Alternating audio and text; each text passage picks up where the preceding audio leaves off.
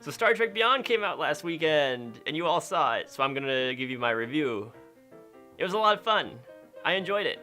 It's a solid summer block. I looked at my paper. Was it obvious I looked at my paper? No, it wasn't. In fact, if you had not stopped yourself. So Star Trek Beyond came out last weekend, and I saw it. It was a lot of fun. I really enjoyed it. It's a solid summer blockbuster. I can't really recommend it anywhere beyond that, because it's called Star Trek Beyond. And but I mean, it's better than, gosh, what else came out this summer? It's been kind of a shitty year for summer blockbusters. We got Legend of Tarzan and Independence Day Research. So let me just get something out of the way right off the bat. Everyone's going around saying that this is basically an episode of the original Star Trek series, just in feature-length form, and to an extent that's true. This is where the frontier pushes back.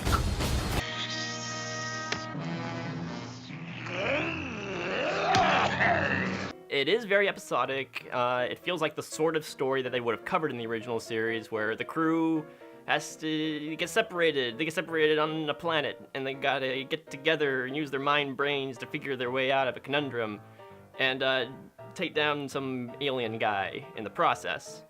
And if this is any indication of where New Trek is going post J.J. Abrams movies, it's a very good sign. I like where this is heading, and I want to see more of this.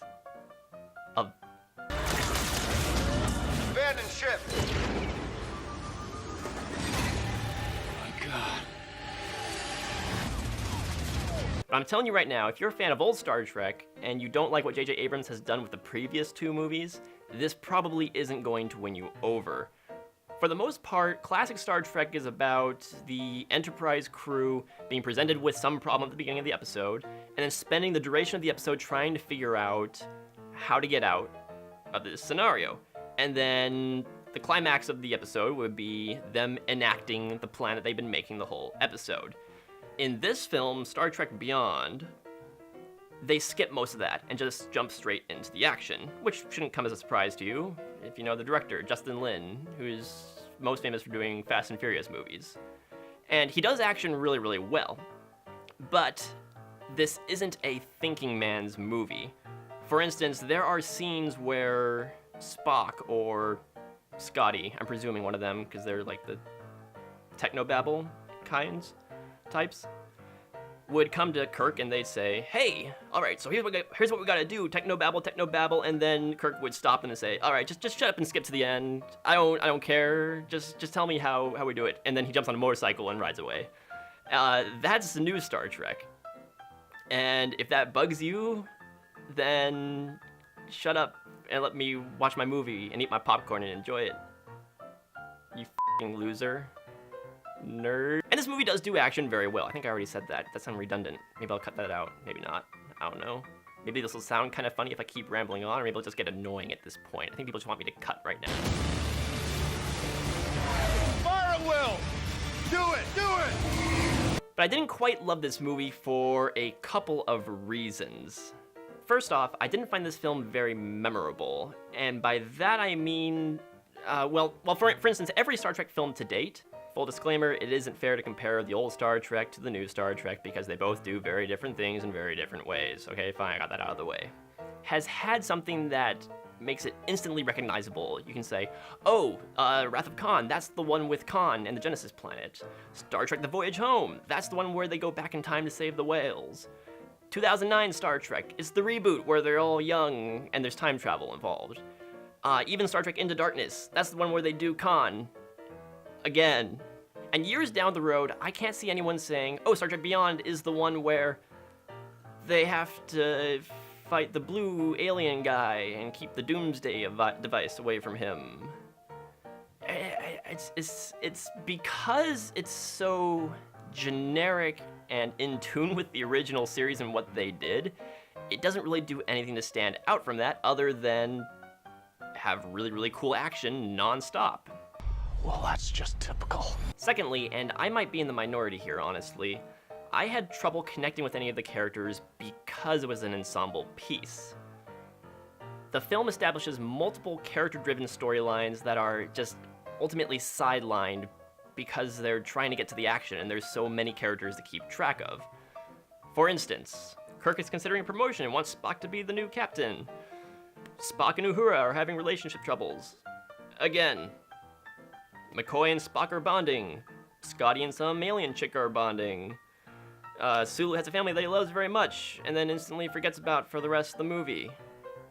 Seriously, Sulu, like, not one line about we gotta stop this big thing, or my family and I will die? Our captain will come for us. Mercy will be the last thing on his mind.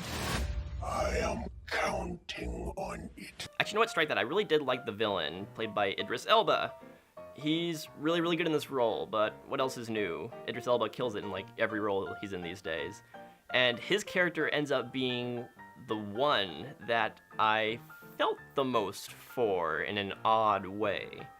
They don't quite make him empathetic, but you kind of get where this guy's coming from. And it's really interesting. And I kind of wish they delved a little bit more into him, but there wasn't time because, look, Kirk's on a motorcycle again. It's a non-stop, fun action movie. It's the epitome of a popcorn film. Very surface level, with little touches of character moments here and there that are fun to watch in the moment, but ultimately don't lead anywhere really significant. There were points during the action scenes where I kind of felt like it dragged on a little bit, and at certain points I just felt, okay, I get it, cool big effects and explosions and stuff. Let's move on to the next scene. So, I enjoyed it. I can honestly say I recommend it. If you haven't seen it already and you've been sitting on the fence, it's a good time at the movies.